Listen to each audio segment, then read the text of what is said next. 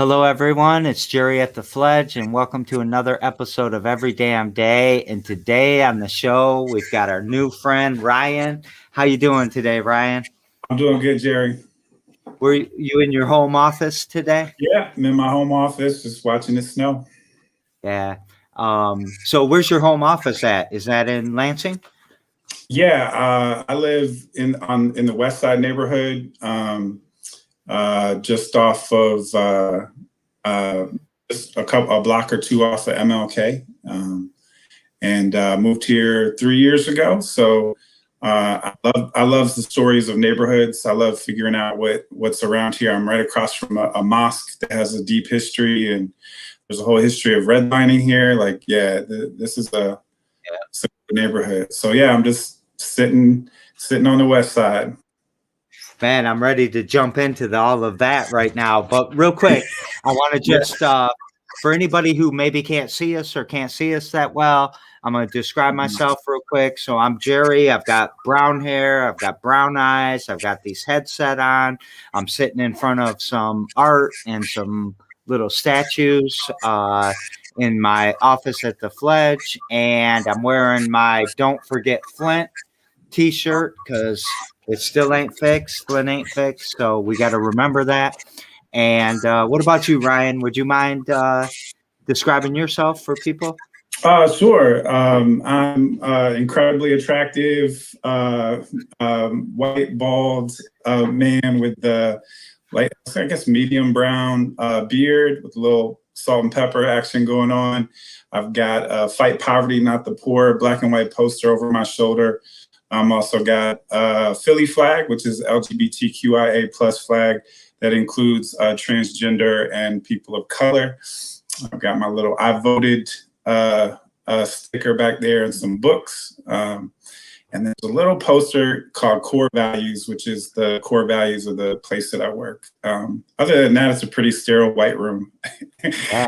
But I love the poster. I love the flag. I was looking up some stuff about you earlier today and see that you're involved in the LGBTQ plus community. So yeah, I love it. I can't wait to get to know you.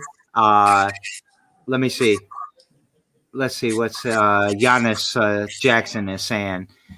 Hey, Jerry and Ryan, I work closely with Pastor Knox with the Poor People's Campaign. Thank you for serving the community. So right out the bat, you're already getting compliments, man. Hey, Giannis. I'm so excited to get to know you. So would you mind telling us about you and your projects and stuff you work on? Yeah. Do you want me to start like where I'm from or what I'm working? Like where you were born and raised and stuff like that. And then we'll get into what you're working on. Sure. So I'm from Detroit, Michigan and Pontiac, Michigan. My parents divorced a few months before I was born. And I was born in Pontiac General Hospital. My father is a pastor in downtown Detroit. And so I kind of spent time in both places and consider both of those my home. I went to Pontiac Central High School. And yeah, my father is just one of those social justice Christians that all the conservatives warn you about. And I grew up, in community with Michigan Welfare Rights. My stepmother was one of the field generals for them. And so people like Maureen Taylor, General Baker, Marion Kramer, those were all my movement family. And I just grew up with unfortunately, a very unusual version of a very inclusive God and one that calls you to do justice. And that's just set me off from there. I went to Wayne State University, got my undergrad there, and worked there for a little while, and kind of got into journalism and linguistics. Ended up going down to North Carolina State University for my master's in social linguistics. It was kind of a trip coming from Detroit. I was a city boy. I had these versions of the South. I thought it was going to be like Mississippi burning. I came down there with my Black girlfriend. We thought somebody's going to throw a brick through our window, and it was really the suburbs. We were in the Triangle, Raleigh, Durham, Chapel Hill, and my graduate project was with a town called Princeville, North Carolina, the oldest incorporated all-Black town in the United States. I did my master's thesis on plural S absence. We can talk about that on another. But basically stayed to help them start a nonprofit to bring attention to the history of the town, to try and do some economic development given the unique history of the town. And we ended up making a documentary film called This Side of the River. And so I was going to be get my PhD and be a professor of linguistics and social linguistics and the study of African American English. Back then, some people called it Ebonics, but it was basically making sure that all these white teachers understood that that standard American English is just one of many dialects, and they're all legitimate. And there's ways in which we oppress students by putting red pens through their cultural heritage and identity. And so that's where I want to be. I just want to play the background. I don't want to cause no trouble. And then I got down to Princeville and just started organizing because I just figured it was in my blood. So then I was coming out of the North Carolina History Museum, and I had heard about this man named Reverend Dr. William Barber, and I turned to my right, and there was this Kinko's, whiteboard and about 30 people with a 14-point agenda. And back then they called it Historic Thousands on Jones Street, or HK on J. And so I went over there, and my life changed forever. Started organizing with Dr. Barber, started organizing with some of the LGBTQ groups down there, and just fell into the intersection of economic, racial, and gender and sexual orientation justice, right? Like LGBTQIA and Black Christian leaders and intersectional organizing. So that evolved into Moral Mondays, and then most people right now know about it as the Poor People's Campaign. Dr. Barber eventually went and hooked up with Kairos and revitalized Dr. King's vision of this really intersectional fusion movement for justice. So that just lit my life on fire, and I ended up bringing some, I think 5 years, 6 years, 7 years later, we had 80,000 people marching on Jones Street, one of the largest social justice marches since Selma in the South. And I just felt really lucky to find myself in that moment and be able to be of service. And eventually my work with all the LGBT intersectional stuff led to a job with the Human Rights Campaign, first with the NAACP, working with Ben Jealous and Julian Bond and others at that moment in 2012, where the president was coming out for marriage equality and NAACP. And so I ended up working in a campaign in Maryland and working with NAACP chapters around the country to solidify support for marriage equality in the networks of the NAACP, and then eventually became the associate regional field director for the Southeast.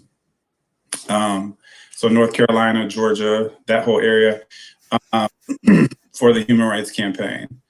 And I worked at the Human Rights Campaign for about 8 years, and it was killing me because I literally spent like half the year, like half of 365 on a plane in a extended stay hotel.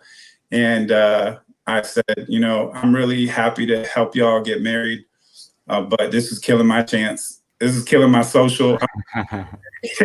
So I was here on a campaign to amend the Elliott Larson Civil Rights Act to add the sexual orientation and gender identity as a protected class. And well, you told me I could keep it real. So I was dating someone, and that relationship went real bad. But after that, I met my wife here, and my sister and her wife live here. And when I was growing up in Detroit, I never thought I would land in Lansing, Michigan, but here I am. And so I took a job and wanted to help an institution that's out here trying to help people make sure that they're living their values internally. So I started as the Health Equity and Social Justice Coordinator for the Ingham County Health Department. And then COVID hit, and George Floyd was murdered, and now I'm out here doing racial disparities task force for COVID-19 and the racial equity task force, and a lot of all of that intersectional work sort of comes to a head. And for the first time in a while, I'm doing that in the place that I live instead of flying all over the country and doing it for other people. So that's how I got here. Man, you answered a million questions that I had as you were talking, but I still got like 30 million questions. All right. Number one, Lansing's very lucky to have you here. We really appreciate you. And I know that probably someone in your spot, you probably feel lucky to be here too. It's mutual. But man, I just want to start. I'm so happy LaShawn introduced us earlier today and made this happen. Yes. And shout out to Metro Lansing PPC. I'll get in trouble if I don't actually say that. But yeah. And PPC is Poor People's Campaign, in case anybody didn't know. Man, I don't even know where to start.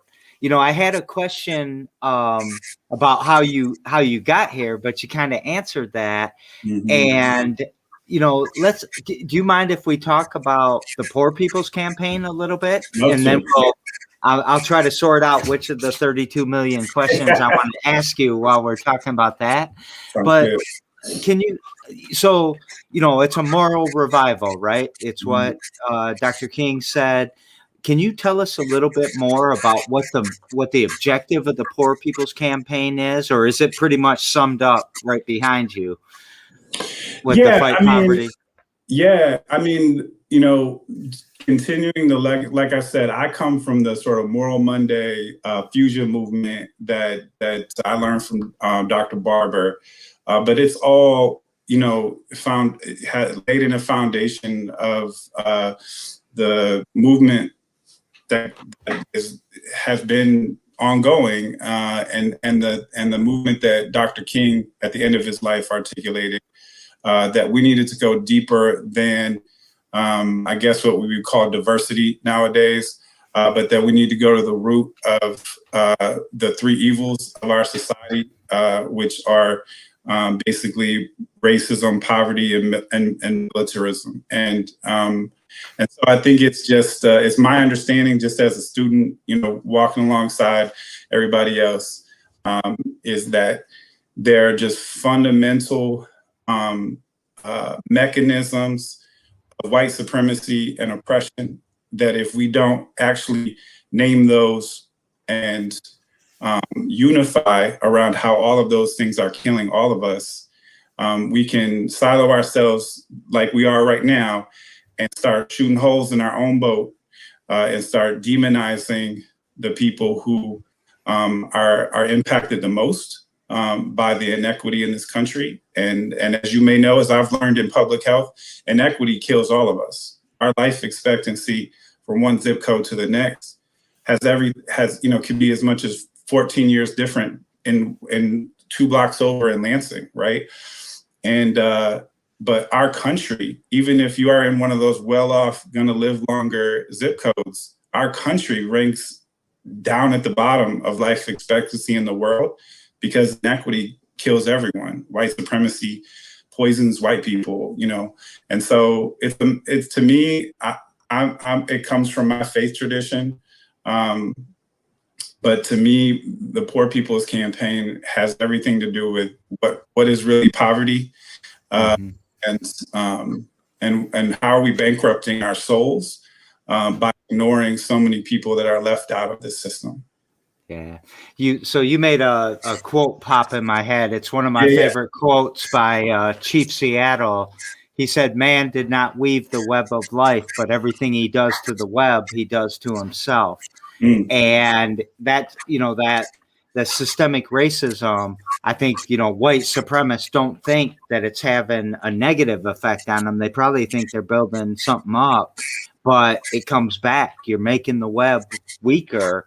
I don't know why people want to oppress people all around them, Why do you want to be surrounded by people you're weakening and that you're trying to beat on? I want to be surrounded by people that are thriving and prosperous and happy and educated and, fighting for the same thing I'm fighting for. I mean, I think everything you've said so far, maybe Dawn just sums it up real quick with a wow. And that's the second wow you've had already, just talking to me. So the thing that, let me ask you something, and I know that we're going to talk about the health department for a second, if that's all right. Of course. What role did you play in making sure that racism was recognized as a health crisis, a health problem? Yeah, so there's lots of people to shout out in that work. Obviously, Black Lives Matter, and folks in our office.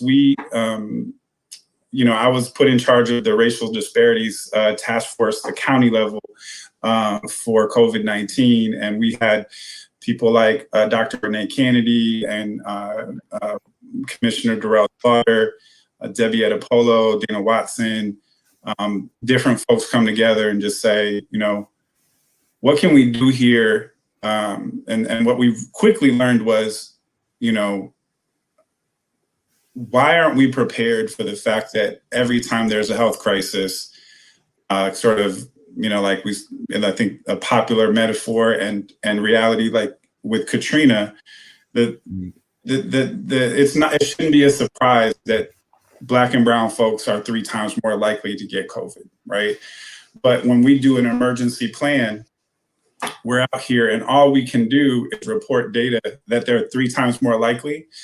But how do we actually have a system to use data and relationships to stop the spread in that community and prioritize? So we're brainstorming, and my version of the story, and I know other people had this idea at the same time, so I'm not trying to give one team credit or another, but I know Dana Watson brought up that Pennsylvania and a couple other cities had passed a resolution saying, racism is a public health crisis. It has everything to do with the modern public health movement that people just don't really know about, but there are lots of activists and people out here trying to really educate that racism kills, and systemic inequity is a health crisis. And so Commissioner Slaughter was on that call, and he kind of ran with it, and he brought some different community members together, drafted that up.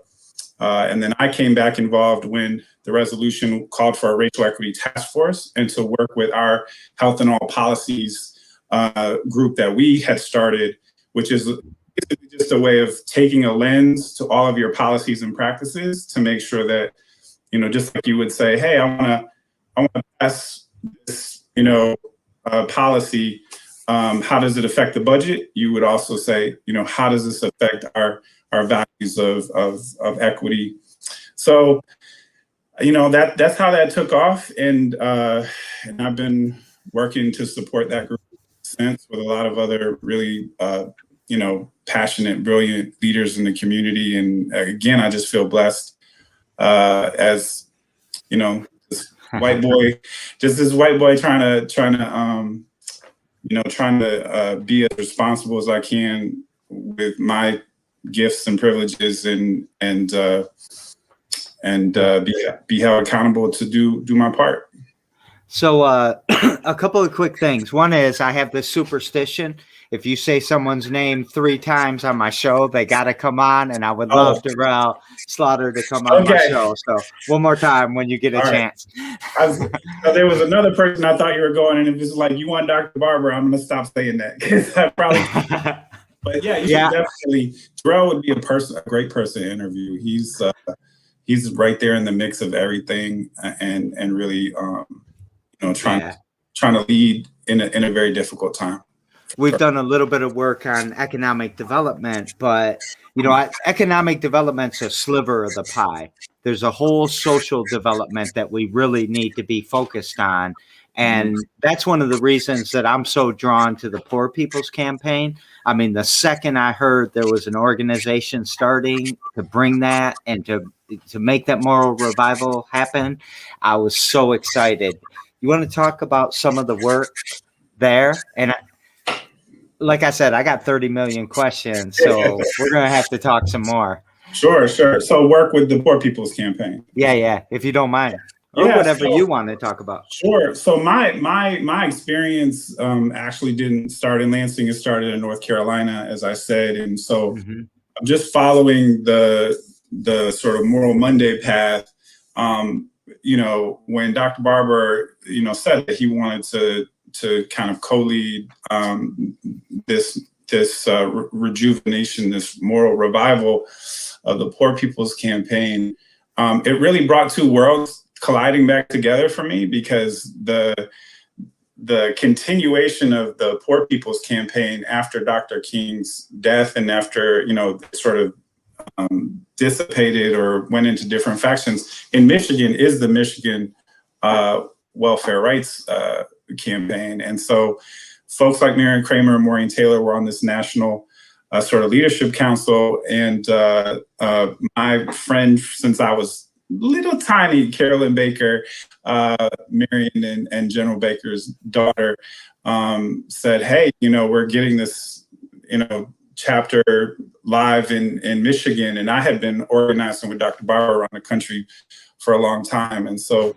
what that work has looked like for me nationally is just supporting where I can, the leadership development and connecting a lot of these different, mini movements. I think one of the things when you start a national movement that's really important to, and I really appreciate about the Poor People's Campaign, is that it's rooted in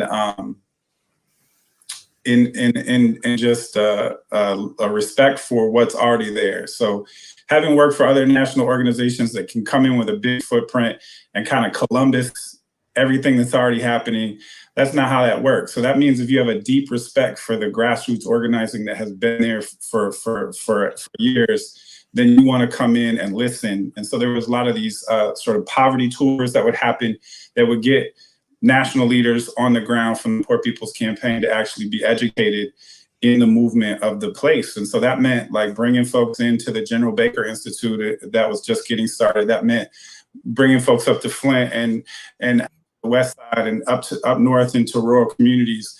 And so I've just been helping in that way to connect my home state to the national movement, because prior to that, I was sort of on the LGBTQIA movement side with the Human Rights Campaign, doing some intersectional connections where I could. So we can talk about that too, but a lot of that was around voter registration and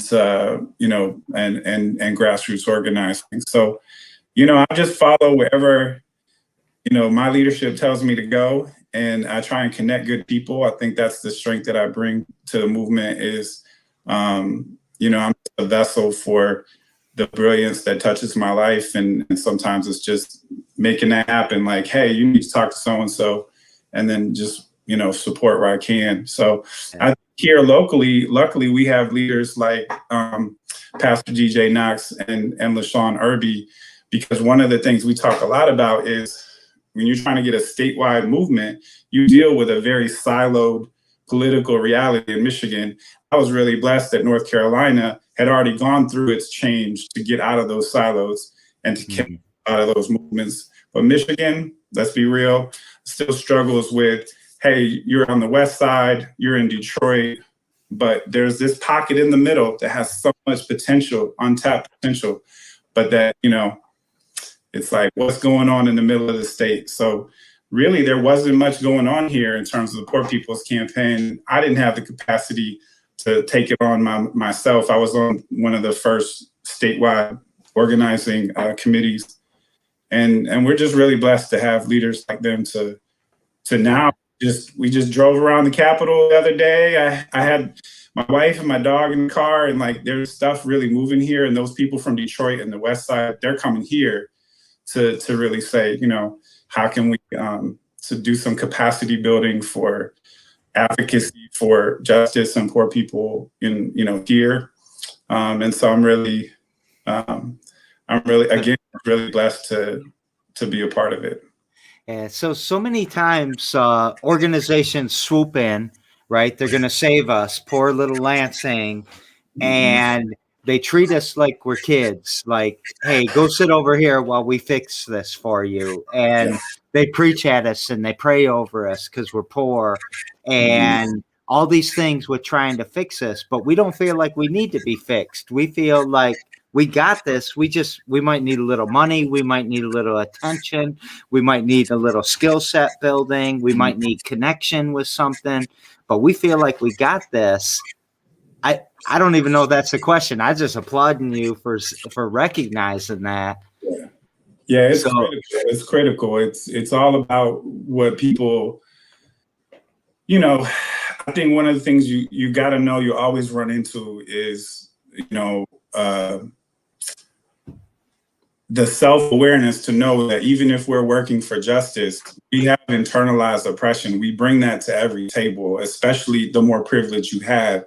But there's, I used to say, like, we have these big marches in North Carolina, that huge march, and there's like union placards and pink pussy hats and rainbow flags and black pastors and all. And it's like, oh, this is beautiful. And then people would come away and be like, hey, I experienced homophobia. I experienced racism. I experienced, capitalism or whatever it was. And we say, yeah, that's the point. The healing from the sin and sickness of oppression isn't going to magically happen because we just get together. It's that we have the courage to turn towards each other and to confess, what's inside of us, and to learn from each other when I'm trying to teach you about how your privilege oppresses me and you're teaching me the same thing. And it's really the people who run off into the suburbs and turn away and pick a channel that tells them what they want to hear and ignores the reality of how they're complicit in the system. That's the sickness that amplifies that oppression. But just because we get together, if we don't come to the table and say, if we're just going to default to the normal way of doing things, the outcome's going to be the same. And the default, like you said, is to come in and tell people, oh, we have a lot of money and experience, and you just sit right there. We'll take care of you. We're the experts here. And to totally, just lose the whole damn point. You told me I could cuss, so the name of the show. So yeah, just miss the whole fucking point, man. Like that the wisdom comes from the people who are going through it, and all you have to do is come amplify that brilliance. And that's what we were saying with COVID-19. Like, we're not here to come help you because we don't have the trust in the community. The health department hasn't earned that trust in the community, but there are folks like Queering Medicine and Lansing Latino Health Alliance and the Poor People's Campaign that can actually build a bridge between the health institutions that are here to help and the folks who rightfully so have reservations about whether they can trust that institution. And we have to come in confessing that we have fallen short and that we want to do better and show up for those that are going to vouch for us and say, hey, let's go talk to this homeless encampment. Let's go talk to these LGBTQ cutie pock folks and people of color who have been made invisible. And we don't even have any health data on that because we're not even checking for that part of this community, right? Like, it's one thing to do BIPOC work, and then there's all of these subsections of that community that people don't even want to acknowledge. So yeah, I'm with you, Jerry. You preaching my sermon, man. I think that's so important. Well, I want to explore that intersection a little bit more. And thank you for saying that, by the way. The intersection between the BIPOC community and the LGBTQ community. Just a real personal question. Was that your sister that helps you have a passion for that? I think you mentioned real quickly your sister had a wife. Yeah, you hit the nail on the head. You're a good listener, Jerry. Yeah, like I've had my own journey around really understanding my privilege as a straight person, as a cisgender person. It's been a journey our whole country's been on, And to be raised in a social justice church doesn't mean that, and so my dad's church went through the process of becoming a reconciling congregation. He had an associate pastor named Reverend Davida McAllister, who has since become a good family friend. She eventually had to leave the church because there's this horrible oppressive policy in the United Methodist Church that says homosexuality is incompatible with Christian teaching, and it discriminates against LGBTQIA plus people from being ordained and serving. And there's this weird don't ask, don't tell thing practicing. So because Davida didn't talk about having a partner, they had this loophole to let her serve. And then when she was in a relationship, she couldn't hide that part of her identity. And she came out in our pulpit, and it became a process. My sister came out later in life after, as bisexual after her first marriage. And yeah, definitely, I learned a lot from my sister, from her wife, Susan, who's a beautiful person. And I've been on my own journey to reconcile, just like my church. How can we be about social justice? How can we show up for this and not reconcile the sin of homophobia and transmisogyny in the church? And, like I said, that I went to a strange church, unfortunately, because they embraced it and they ran headlong into it, and it wasn't easy. But I worked a lot for Reconciling United Methodist when I first started in this movement. I'm just going around helping people reconcile that, because it's a huge contradiction. You keep saying I grew up in a strange church, unfortunately, and I'm like, why didn't I grow up? I want that. What do you mean, unfortunately? What do you mean? I say that tongue in cheek, just because I wish more churches were like Central United Methodist Church. Oh, I got it. I wish more churches, and I just grew up this innocence, like this is what church is. This is God is a loving God that loves all people. I mean, Methodist Church has a hugely ironic mantra or tagline that's open hearts, open minds, open doors, right? And so, I mean, it's just like the emperor has no clothes, it's Pleasantville. It's just like, are you kidding me with this? Like, you just got done saying that God loves everyone, and then you want to tell me that there's certain people that there's an exception for. And it's just as easy as, you have to really be drinking the Kool-Aid to think that there's an asterisk next to God's love. But unfortunately, white supremacy has taken over the conservative Christian movement as a political party, and so I have to know I have Christian privilege, and when I walk into a room and say this is about my faith, social justice is about my faith, I have to understand that people didn't go to my church and they don't know what I'm talking about. And they probably, especially LGBTQIA people, have been traumatized and hurt. So I know better than to have a community organizing meeting in a church, right? Until we understand that we have to confess that, my identity as a Christian is tied to a whole bunch of people who have done horrible things in the name of Christ. And so let's start there and say, my dad had this saying. He said, tell me about the Jesus that you don't believe in, or tell me about the God you don't believe in.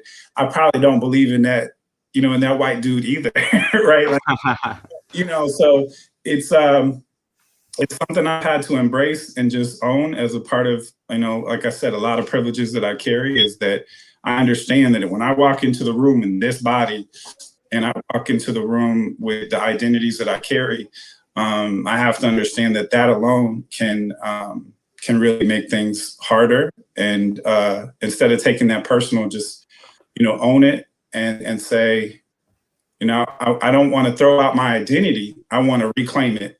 And I think that's what, back to the Poor People's Campaign, it's reclaiming. It's not letting people have words like evangelical, like Dr. Barber will tell you, he thinks he's an evangelical, but it's a very different thing than an evangelical, on a televangelist, right? And patriot, whatever it is, it's there are some folks that are saying, and I don't blame people who are like, screw this whole damn thing.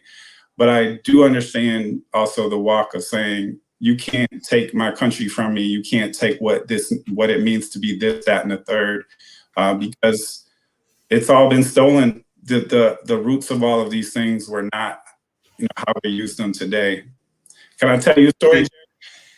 Yes. One of my favorite ways to illustrate that, and I'm so glad I get to put this on wax, is there's this scene in the Spike Lee movie.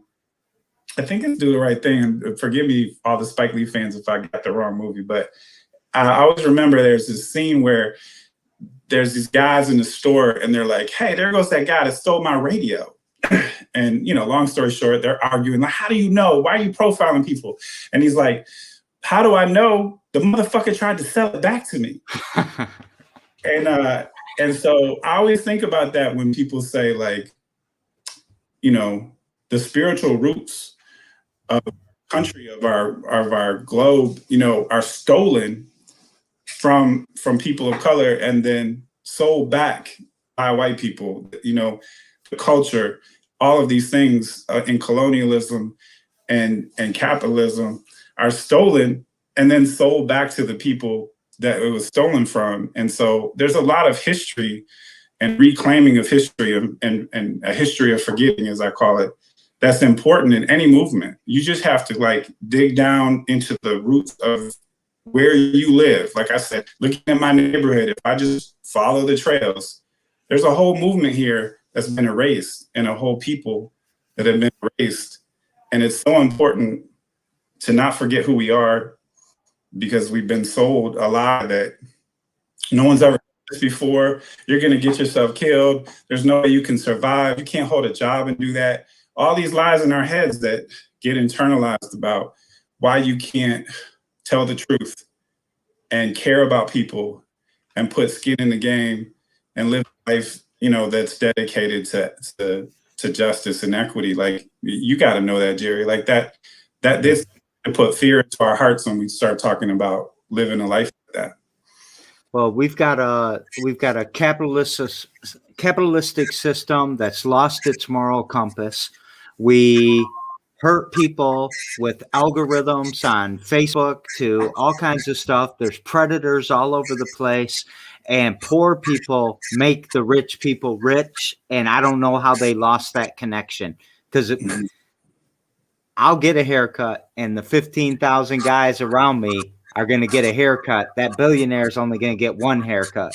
So we're contributing to the economy and we get screwed constantly. So I do know that. Yeah. There's so many questions. We're going to have 3 or 4 shows here. Of all the people that are being oppressed and are being, Lansing has 26% of us, 27% of us below the poverty line, 54% below the Alice threshold. If you're 18 or younger, you're probably 40% of them are below the poverty line. And we're fighting all these different things. We're fighting this war on drugs, which is also just a war on us. The war on poverty, which just is also a war on us. And can all these people who are oppressed and poor and suffering, can they come together and show up? Is that what the Poor People's Campaign? Absolutely. Absolutely. In North Carolina, I learned about the Wilmington race riots. And unfortunately, that's how we call them, race riots. And unfortunately, the first thing that people go to out of a racist mindset is that they think of Black folks burning shit down. Race riot in Wilmington was a bunch of white folks terrorizing all of the Black successful leaders. And you hear stories about this all over the world, Black Bottom Detroit, here, 496 in Lansing. Like, there's always these successful, despite all odds, Black communities and leaders that eventually get so powerful. And that happened in North Carolina. And part of the erasure and whitewashing of that history also involved what was called a political party in North Carolina called the Fusion Party. And so you heard me talk about fusion politics. You'll hear Dr. Barber talk about third Reconstruction. But essentially, it's a pointer to the fact that these things that we think we're inventing now happened from the very beginning of resistance against white supremacy in this country. And there was a group of Black and white and probably poor and middle class folks that created their own political party. And that was such a threat to the institution that they obliterated it. They didn't just disband it. They destroyed all those people. They ran them out of town, and they erased that history. And so I think what you're talking about there is something we talk about all the time, is that the scariest thing for people in power is that poor white folks and poor Black folks and working poor and this moral majority, right? The real moral majority that, we still use the word minority in some of these programs. And really the majority have been siloed and separated and taught to demonize each other and to blame each other. One of the things I said is nothing says you made it in America like being able to punch down, right? Like, oh, well, yeah. I'm this marginalized class, but I've got a little bit. So let me punch down on this group over here. And so wherever that is, I think you're absolutely right. To me, it's the core of our movement is we have to break down walls and unearth history and start to make real heart-to-heart connections with people who, when left to their own devices, instead of being told what to think by a political platform, can just look at things for themselves and say, I have much more in common with this poor white person out in rural Ionia County, and that person out in whatever county, Michigan, has so much more in common with somebody in South Lansing or in Detroit or wherever. And there's something in the water. There's a system here to keep us separated. And so, I think that's what this fusion movement is about, is that it goes beyond Republican or Democrat or any identity that kind of gets you, how it is, right? The minute I know who you voted for, I'm stopped listening to you because I know everything you're going to say. And the moral framework of a moral movement is to say, what right and wrong is. Whether you believe in God or not, you go to church or not, what right and wrong is. And if you take a beat before you start jumping into Facebook flaming political mode and just listen to that person in front of you, you're going to hear a whole bunch of stuff that people don't want you to hear. And it's going to connect you to folks that you thought you'd never have connection with. And that is how you get 80,000 people who weren't fucking with each other to march on Jones Street in North Carolina, is you give them a way out of this binary system of, Coke and Pepsi capitalist political choices and say, hey, what did your mama teach you? How do you know right from wrong? You really need somebody to tell you that? You really need that pastor, that politician? Your instincts, you just don't trust them anymore? And that's what you see from this Trump era is white noise intentionally, just like we do to, when they had that, remember that story where there was somebody trapped in an embassy somewhere and they couldn't get in because there was like political asylum. So they just played really loud music. The military, that was their strategy. Yeah. Right? We are intentionally disoriented to just doubt, oh, stats don't matter, data doesn't matter, that person is lying, you can't trust anything. And that is the ground to make everyone distrust each other when we have so much to fight for together, and so I think you're absolutely right, Jerry. I have a degree in statistics, and one of the things you learn as being a statistician is you can stratify data however you want. You might have noticed in the beginning I told you to use whatever adjectives you want, because I'm sick of stratifying people and saying, oh, here's this white male and here's this, because it's the way we divide each other. And then we pick the divisions that we want to help, and we forget about Marsha P. Johnson. We forget about people that are marginalized in so many different ways. And we just, we have all these reasons why we do it. And I don't even know where I'm going, because you got me. I want to tell you about a serendipitous thing. Yeah. Serendipity. Yeah. Last night we had a show called Cozy Fest, and there's a non-binary community that's part of Cozy Fest, and BIPOC people, and I try to stay back a little bit because they don't want some old white guy in the middle of the show and all that, but I just try to give them space. But I was sitting up here with a couple of the people that I work with on our system models and stuff like that, and we're going to start a new show. And there were two names that we're tossing around. Here Comes Everybody or Fusion. And I never heard of this fusion movement before. So now there's some serendipity happening. Yeah. So we got to keep talking. And welcome to the first 6-hour episode of Every Damn Day. Let's do it. Don't let me take you over. Go ahead, Jerry. So, all right. You and I, here's my promise to everybody out there.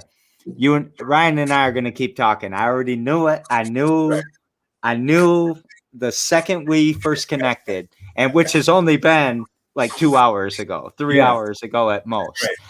And I'm loving your vibe, Brian. I'm loving, oh my God, how lucky am I to have got to meet you right now. And I hope everyone out there watching right now is also feeling pretty lucky that Ryan's in our community. I want to throw up something that Kelsey said. My grandpa was a cop and unfortunately was part of the problem in Detroit in the 60s. I feel like it's my responsibility to work racism out of my bloodline. You got anything that can help Kelsey a little bit with that?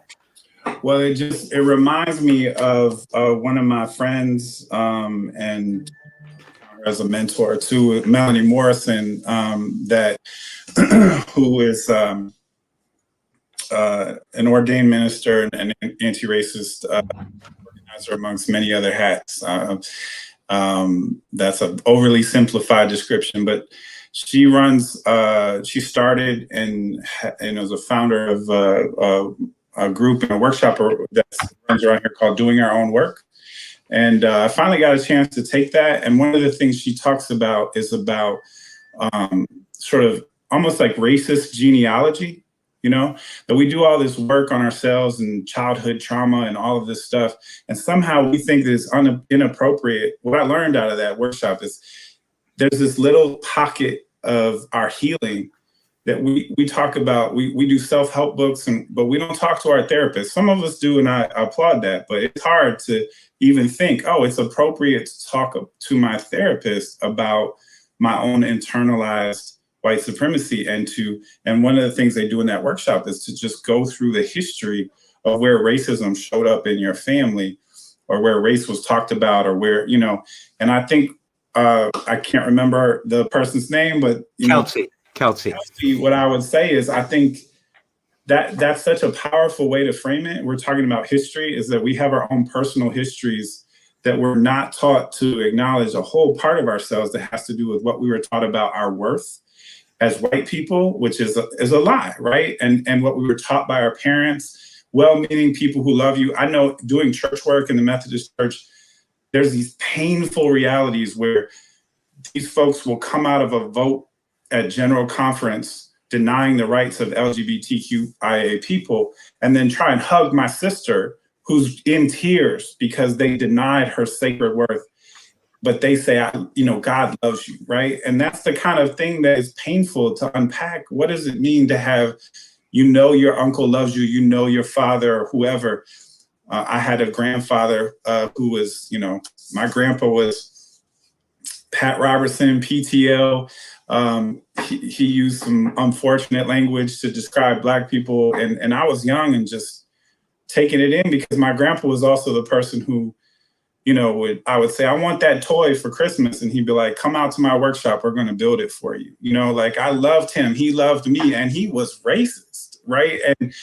And when we unpack that healing in our lives, we don't think, I know personally, I hadn't thought until that moment, like, wow, I need to be able to have a space to unpack how racism has traumatized me. And so I just encourage you, and if I can find that article, Melanie wrote an article on kind of doing that genealogy work and that healing. So maybe I'll send it to you after this if I can find it, Jerry. But I think it's absolutely important to acknowledge that the legacy of racism is in our stories, and we need a place to talk about that and heal it. Do we have to cancel our dead grandfather? Good follow-up question. Yeah, that's what I'm saying. Like, I think that's that fusion. That's at the core of this fusion thing that makes us all afraid. I think we should be afraid, right? Because now it means if you have the capacity and privilege to do so, because if you don't, that's cool. But if you have to be honest, you have the energy to talk to your family about racism in your family. All of a sudden, you might find yourself, you know, learning to empathize and love folks that you really want to hate, right? And so, I'm out here. There are folks in my wife's family that may have voted for Trump, and they're super loving people, right? There's ways in which I never thought I would be in, but I think the trenches of poverty, the foxholes of war, those are the places where we see folks need each other so much that they have to break down the way that they're taught that they can't trust each other. And that has everything to do with your racist uncle or the Trump person across the street. Now, is it your job to go walk over to the Trump person across the street and give them a hug? No, don't hear me say that.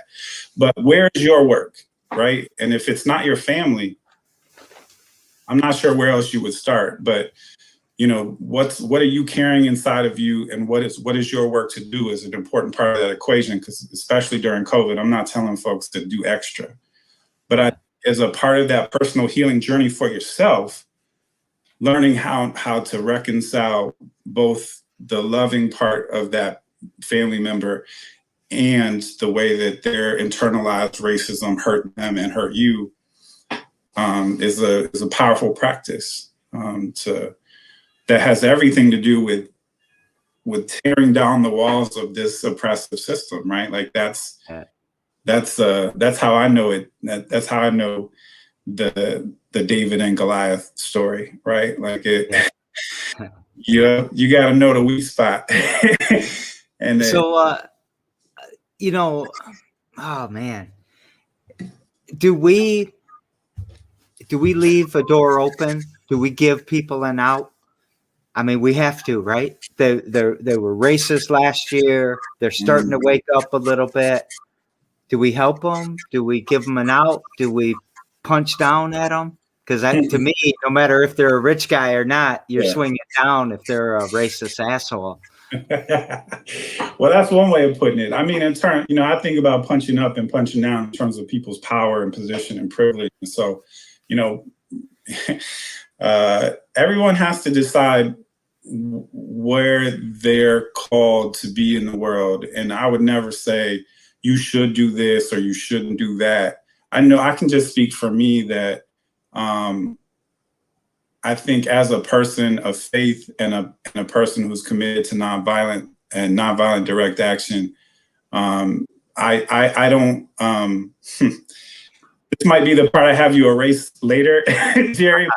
I will say to people sometimes, if I thought taking a shotgun and some dynamite into the Capitol building would change things, I would. I'm not a punk. I'm not afraid. I have the courage to do whatever it takes. I actually believe that nonviolent direct action and love is the way to undo an unloving system. That only love conquers hate. I really believe that, and I know it becomes cliche.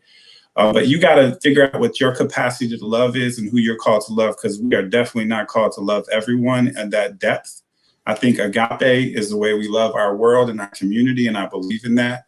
But where your work is, don't have me telling you, go out and hug that racist person. Like you see these pictures of Jesse Jackson shaking the hands of the Klans member. That's an incredible act of courage that he was called to do, but don't go out telling other people to do that. You're gonna get them killed, or hurt, right? So I guess I'm backing away from giving advice here. I'll just witness that in my life where I have made assumptions about people, especially in the South when I first got there, and said, oh, this little white lady in the back of this church, she doesn't want to hear about LGBTQ people. She's probably racist is all. All these Northern Yankee stereotypes about how it means you're unintelligent if you have a Southern accent or all that. And that little old lady that I'm thinking about right now became a huge ally for and was tied to some of the foundational anti-racism in that whole community. And so I just really learned that you kind of discover where you're called to love and how and who. And it's not about what you should be doing. It's about listening to like what your opportunities are in front of you, because you got to put your own oxygen mask on first. And a lot of this is just your own personal journey to be rooted in the truth of who you are. And that presence will kind of lead you to what you're supposed to do in my experience. But don't have me on here like saying I have all the answers, because I don't. And it's really hard to figure that out. But for me, it's been about holding up every day a mirror to myself about what I'm called to confront and turn towards in my life. And, you know, for me, I can't do that without some concept of something bigger than me, which is, well, I can't let that go away from the next segment. So is that what you do every damn day to push your needle forward, is hold that mirror in front of you?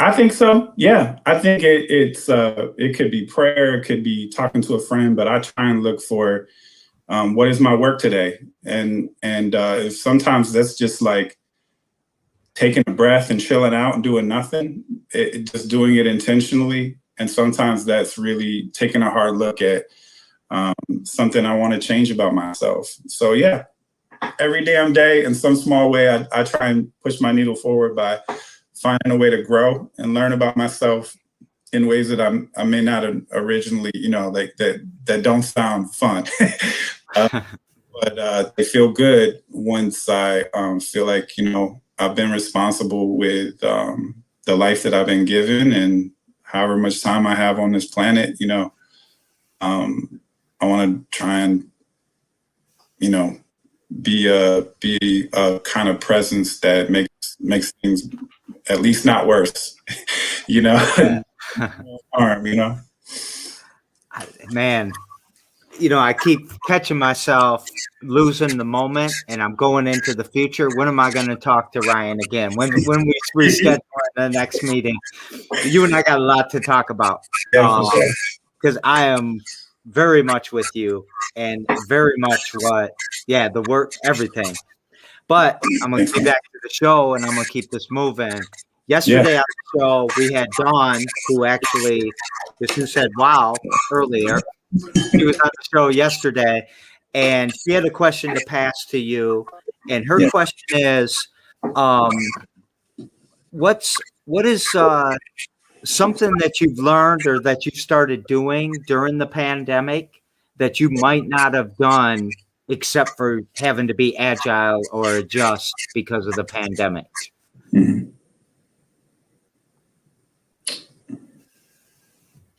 Yeah, I think the pandemic has just exposed everything that was already here, right? And for me, one of my growing edges is around boundaries, and so I think that what I've learned is just about how to be merciful with myself and to set boundaries around what I actually have to give instead of what I think I should be able to give. You know, I don't think I would have learned that lesson that deeply if it wasn't for having this thing that I really care about. There are people dying literally from racism in my community. I got to do something. And then saying, you know, I have all this privilege and I have all this, and then just saying, you're allowed to be affected by a global pandemic. You got less to give than you normally would. You got to take care of yourself and not play God, you know, like you got to just decide what you have to give and don't give any less than that, but don't give any more than that if you can, because, you know, I'm just as sacred and worthy of a human being equally as anyone else. And just not to lose sight of that, because I think I should be able to do something that, you know, I'd like to do for other people, you know. I had an epiphany in that space about a month or two ago that I'm not setting boundaries. I'm trying, you know, I think that's an important part, because people talk about it, then they set them, then they don't enforce them, and they're not effective. But getting good at setting boundaries would actually help us all quite a bit, because then you can be strong in your strong space and weak in your weak space, and that's okay. But when you try to be strong in all your spaces all the time, it wears you out and it makes you less effective. So thank you for sharing that. Yeah. Tomorrow on the show, I've got Deborah Moss, and she does Hands for Needs, and she's got Queen Cuisine, and an entrepreneur and all of this. Nice. What question would you like to pass on to her? What would you like me to ask her tomorrow? Yeah, I mean, I think I'll stick with the boundary thing since it's alive in our conversation, and I would just say, Deb, what is one boundary that you set in your work and in your life that has served you well? How's that? Does that work? I think it works great. I think it's a great question. I actually might add it to the show every time. But is there one that worked particularly well? Do you have an example for us of a boundary you set that worked really well for you? I had to reset one. Like you said, we set them when we lose them. And the metaphor that I use, I'm going to try and protect the innocent in this story, but I was going for a walk with my wife and I was just realizing there were people that I was mad at because I was disappointed that they weren't showing up the way I wanted them to. And I don't like that, right? I want to be able to serve and get my needs met. I'm responsible for getting my needs met. So I remember back in the day, I had a close family friend going through some financial stuff, had kind of, maybe not paid some folks back or whatever. And they came to me like, man, I'm in a jam. Can I borrow X amount of dollars? And it really threw me for a loop because this person was really important to me. And long story short, what I ended up doing was just saying, I'm not going to lend you X amount of dollars. I'm going to give you this amount of dollars. And that way I know that this is what I can afford to give you and not get back. If you want to repay me one day, that's cool, whatever. But I don't want to lend you something that I can't afford to get back, right? And so boundaries with people, lately I've just learned I want to get back to just giving out of service and not needing anything in return. I have close friends and family and my wife and all these folks who different relationship. We have a covenant to serve each other, but when it comes to out in the world or coworkers or whatever, that's one thing that I've really been living lately, was just letting go of expectations and just giving what you can afford not to get back. That's what I've been thinking about lately around boundaries. So that desire and that root of, or that expectation is the root of all suffering, right? Yeah, that's what they say, right? Yeah, we'll come back and talk about philosophy. I'll get out my Tao Te Ching. We'll talk about Taoism. It's all good. That's funny. I don't know if it's right here. I read the Tao of Activism all the time. Okay. I love that book. I would just flip through it, pick something out. Yeah. Where is that book? I got it right here. Right here. Nice. I'm gonna have to check. It's a good one. I don't want to read that book. We're already going over time. So 3 more hours. I thought we were going 6 o'clock at least. Yeah, the crowd might be going to sleep and having Saturday dinner. I don't know what people are doing today out in this nice day.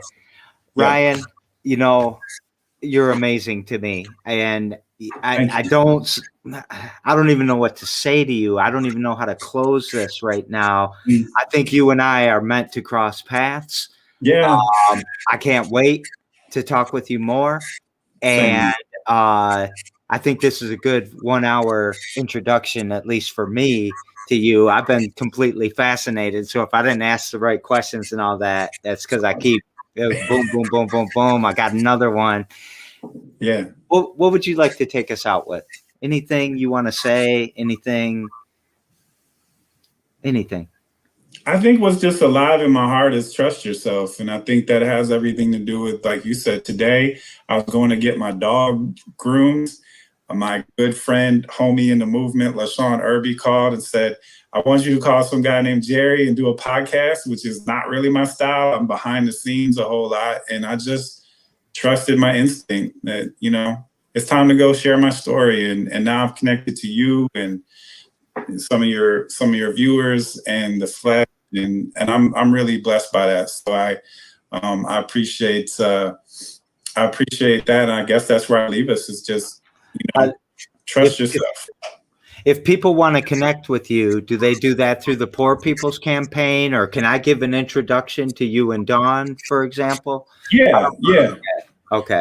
You've got my email, and I'd say individually, if you vouch for that person, want to send my way, that's cool. I don't have like a Twitter or I'm not really here to promote anything. So, but if there are folks through your networks that you feel are good to connect me with, I trust you, Jerry. We're already friends, so send them my way. But you'll have to just have me back on the show or something, I guess. We'll keep talking. Well, the show, your episode 154. Nice. The idea is I'll do 365 unique interviews in the year, but we are doing encores, and I got another thing that's on the back of my mind too. So nice. You and I will talk. We're gonna cause some good trouble, Jerry. That's what I want. That's what I want. All right. All right, everyone. I will see you later. Thanks for tuning in, and we'll see you tomorrow on Every Damn Day.